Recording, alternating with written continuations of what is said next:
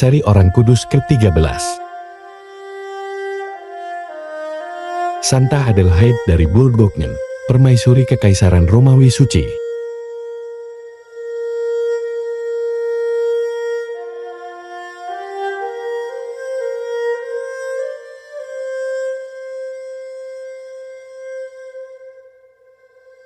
Saya, Adelheid. Saya adalah seorang permaisuri Romawi Suci. Orang mengenal saya sebagai Santa Adelaide dari Bourgogne. Begini kisah saya. Saya lahir pada tahun 931 di Kastil Orbe, Bourgogne, sekarang wilayah Swiss. Saya adalah putri dari Raja Rudolf II dari Bourgogne dan Bertha dari Swabia. Sebagai anggota keluarga kerajaan yang terhormat, saya dibesarkan dalam lingkungan yang kaya akan tradisi keagamaan dan budaya. Saya menerima pendidikan yang baik dan diajarkan tentang pentingnya iman dan pelayanan kepada Tuhan. Pada tahun 947 saat saya berusia 16 tahun, saya dinikahkan dengan Raja Italia, Raja Lothar II, karena alasan politik, yaitu perdamaian di antara dua kerajaan, Bourgogne dan Italia.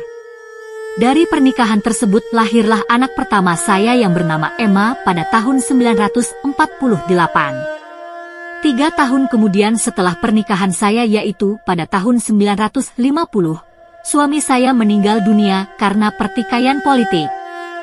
Penguasa baru yang diyakini telah meracuni suami saya berusaha memaksa saya untuk menjadi istri puteranya. Dan tentu saja saya menolak. Ketika saya menolak dan melarikan diri, saya dilacak dan ditangkap, lalu dipenjarakan selama 4 bulan di sebuah benteng di tengah danau dan diperlakukan dengan kejam.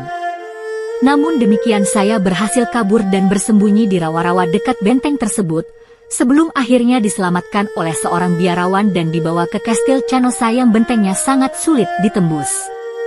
Dari sana saya mengirimkan utusan ke Raja Jerman, Otto Agung I untuk meminta perlindungannya. Akhirnya pada bulan September 951, Raja Otto menginvasi Lombardi dan mendeklarasikan dirinya sebagai raja di tanah Italia, serta menikahi saya pada tanggal 23 September 951. Di awal pernikahan, saya dan Raja Otto memiliki 2 anak yakni Henry dan Bruno, namun keduanya meninggal sebelum mencapai usia dewasa. Beberapa tahun kemudian, pada tahun 953, Liudolf, Adipati Swabia, putra suami saya dari pernikahan pertamanya, memicu pemberontakan besar yang berhasil dipadamkan oleh suami saya. Akibatnya, Raja Otto memutuskan untuk mencabut gelar bangsawan Liudolf. Keputusan ini menguntungkan posisi saya dan keturunan saya di pengadilan.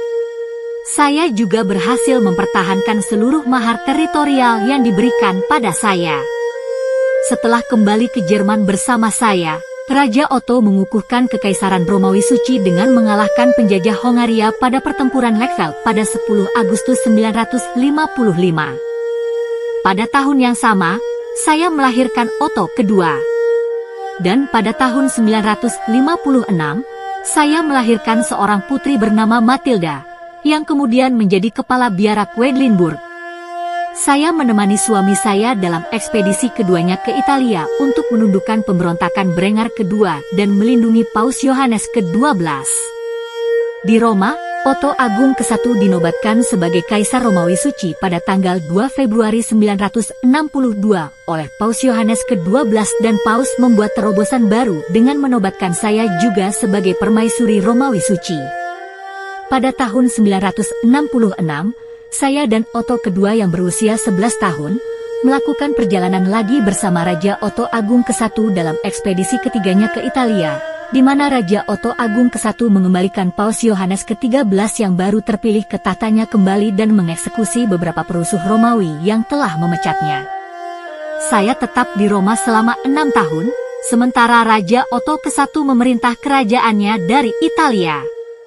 Otto II dinobatkan sebagai rekan kaisar pada tahun 967, kemudian menikah dengan putri Bizantium Theophanu pada bulan April 972, demi menyelesaikan konflik antara dua kekaisaran di Italia Selatan dan memastikan suksesi kekaisaran.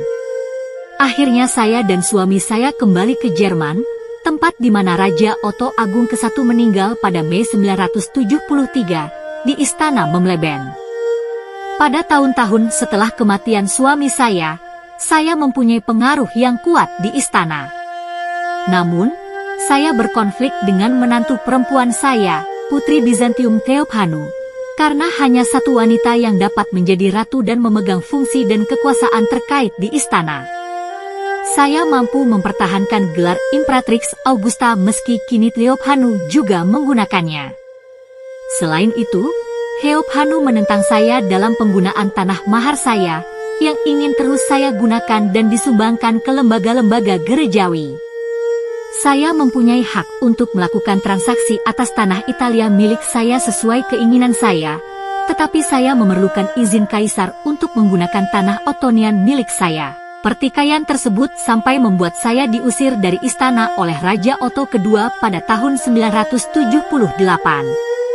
Pada akhirnya sebelum kematiannya pada tahun 983, putra saya, Raja Otto II berdamai dengan saya. Ia digantikan oleh cucu saya, Otto III di bawah perwalian Theophanu, sementara saya tetap berada di Italia. Untuk beberapa waktu, saya dan Theophanu mampu mengesampingkan kepentingan masing-masing dan bekerja sama untuk memastikan suksesi Otto III. Ketika Theophanu meninggal pada tahun 990, saya mengambil alih pemerintahan atas nama Otto III sampai ia dewasa dan mencapai mayoritas hukum pada tahun 995. Peran saya dalam menetapkan posisi Otto III dapat dilihat dalam surat yang ditulis Otto III kepada saya, neneknya pada tahun 996. Sesuai dengan keinginan dan hasrat Anda, Tuhan telah menganugerahkan hak sebuah kerajaan kepada kami dengan senang hati. Sejak saat itu, saya pensiun dan tinggal di biara yang saya dirikan pada tahun 991 di Sels. Saya menarik diri serta mengabdikan diri saya secara eksklusif pada karya amal, khususnya pada pendirian dan restorasi rumah keagamaan. Saya mendirikan beberapa biara di Jerman, termasuk biara di Sels dan Quedlinburg, yang menjadi tempat perlindungan bagi perempuan dan tempat pelayanan bagi masyarakat setempat. Saya adalah seorang wanita yang sangat beragama dan saleh. Saya mengabdikan diri saya untuk melayani Tuhan dan sesama melalui karya amal dan doa. Saya terkenal karena kebaikan hati, kebajikan, dan dedikasi saya dalam membantu mereka yang membutuhkan, terutama orang miskin, janda, dan yatim piatu. Selama hidup saya aktif terlibat dalam memperbaiki kondisi sosial dan ekonomi masyarakat. Saya mendirikan lembaga-lembaga amal dan menyumbangkan kekayaan saya untuk membantu mereka yang kurang beruntung. Saya terus-menerus di sepanjang hidup saya mengabdikan diri untuk melayani gereja dan perdamaian, dan kekaisaran saya gunakan sebagai pelindung keduanya. Saya meninggal di biara Sels pada tanggal 16 Desember 999, beberapa hari sebelum milenium yang saya pikir akan membawa kedatangan Kristus yang kedua. Saya dimakamkan di biara Sels. Sebuah piala yang dianggap milik saya telah lama disimpan di biara Sels. Piala itu digunakan untuk memberikan ramuan kepada orang yang menderita demam dan memberikan banyak penyembuhan. Pada tahun 1097, Paus Urbanus II mengkanonisasi saya sebagai orang kudus. Kultus saya sebagai santa terus berlanjut dalam tradisi gereja Katolik yang diperingati setiap tanggal 16 Desember setiap tahunnya. Santa Adelheid, doakanlah kami.